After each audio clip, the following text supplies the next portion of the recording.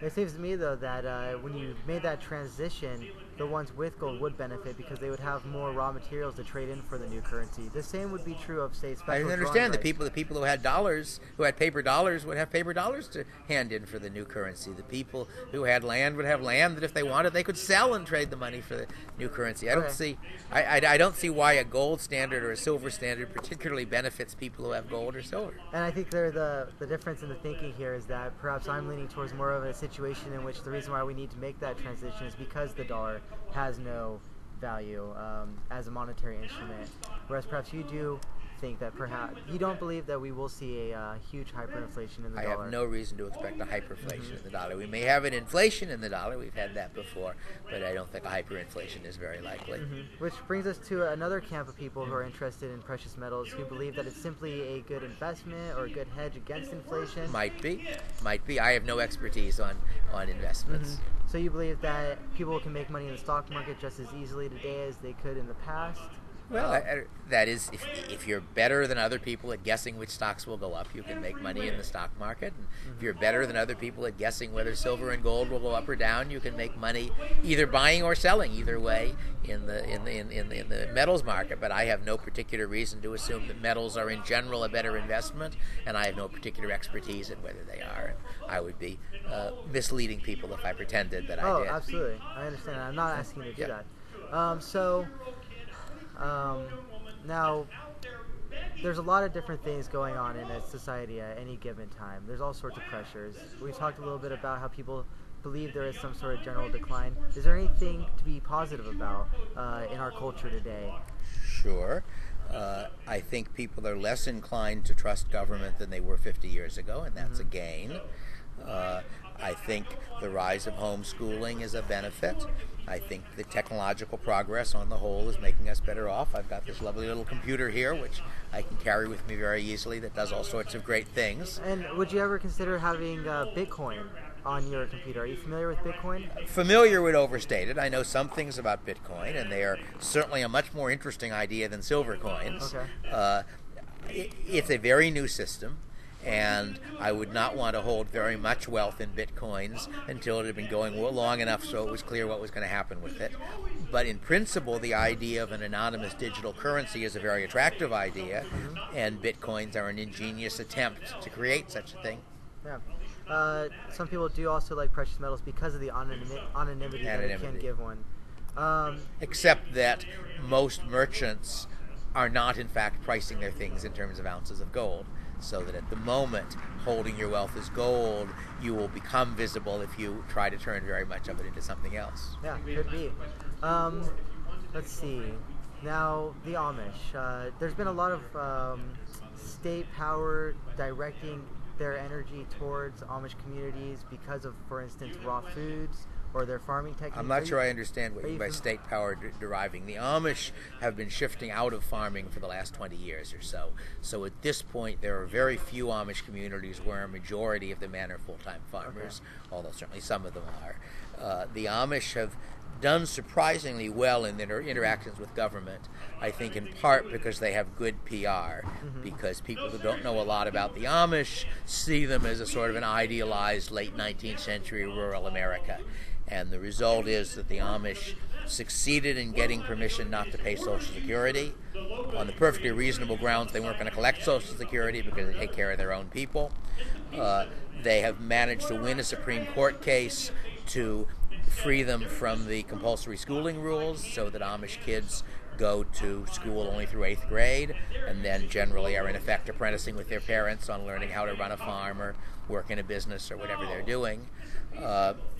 Amish have managed to set up their own private school system with more or less one-room small schools which generally have teachers who do not meet the requirements of the state, but they've succeeded in getting compromises with the state. So I would have said that the Amish in America have been surprisingly successful in keeping the government from pushing them around too much. And you don't foresee any sort of pushback against that?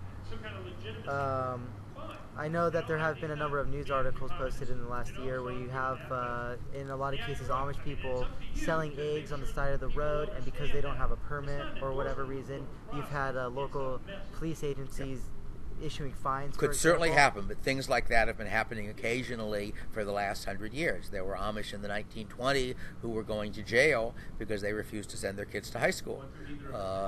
So I mean that's not new. Yeah, absolutely. But they're willing to go to jail. The general Amish position is they're willing to obey the law unless the law requires something that they think is really bad. They sort of promote humility and are against pride and stuff like that. They have sort of odd position that government is simultaneously an evil and corrupt enterprise and something set up by God because it was needed, and therefore they don't believe in participating in it. Amish will not sue you. They don't vote.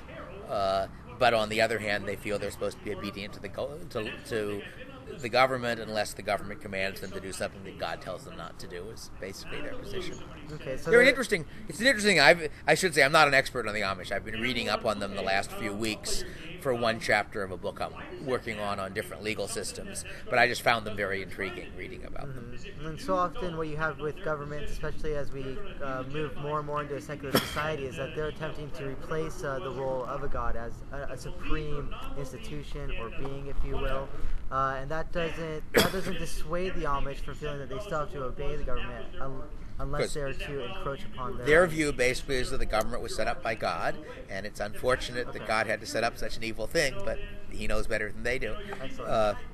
I think actually at this point the nearest thing we have to a state religion is environmentalism. Yes. That if you think about putting aside the question of which environmentalist arguments are good arguments and bad arguments, if you just ask what's the emotional tone of it, it is saving Mother Earth. Yep. Well, we can't destroy the Earth. The Earth is a ball of rock and nickel iron and stuff like that, 8,000 miles in diameter, and everything we do is scratching the surface. But this metaphor makes people feel as though there's something holy and divine they have to protect, and most of us share that feeling. I mean, in my yard in San Jose, there's a big live oak tree, and if a storm blew down that live oak tree, I would be happy because it shades the fruit trees that I plant. But I'm not willing to cut the thing because it feels like a big living thing, and it sort of feels somehow wicked to cut it down. And that's the same gut level religious feeling I think that drives environmentalism. And I think it is a religion, even though people pretend it isn't. It's a compulsory religion. You've got to recycle in lots of places, not because anybody has shown that in those places the recycling really saves anything, but because it's sort of seen as good and virtuous to do it. And in a lot of cases what we do is recycle materials that are then used by some company that receives all of these materials for free, because you go and recycle, it's collected by the state, and then re-put back into the economy. But presumably if they're getting it for free, it's because they're not worth very much to people. And that is, as you may know, long before the current concern with recycling, people who developed film recycled the silver. So one of the main consumptions of, not true anymore, but until digital, one of the main ways in which silver was consumed was in photographic film. And the processing, it's possible to get much of the silver back. And because silver is really valuable, without any legal requirements, it was worth recycling it. And the legal requirements come in when you're recycling things that aren't really worth recycling mostly. And moving back to this metaphor of saving Mother Earth or saving the planet, George Carlin said once in one of his stand-ups that it was extremely arrogant for us to believe we could save planet Earth. Also, Al Gore has been quoted as having said that he believes he has to exaggerate his position. He, on one day, say that he's got the entire backing of the scientific community, and then the very next day says that he needs to feed these facts with some sort of emotional energy or bent. One of the clearest cases of that, not on environmentalism, is that early in Obama's term, he was asserting that all economists basically agreed with the stimulus approach. And I saw an interview with Thomas Sargent, who is the most recent Nobel Prize winner, who got the Nobel Prize for his work in macroeconomics. Krugman got the Nobel Prize for his work in trade theory. And Sargent was saying that, if Obama's advisors were telling him that, they were lying to him because they had to know that there were lots of people in the field who did not think that was the right solution. And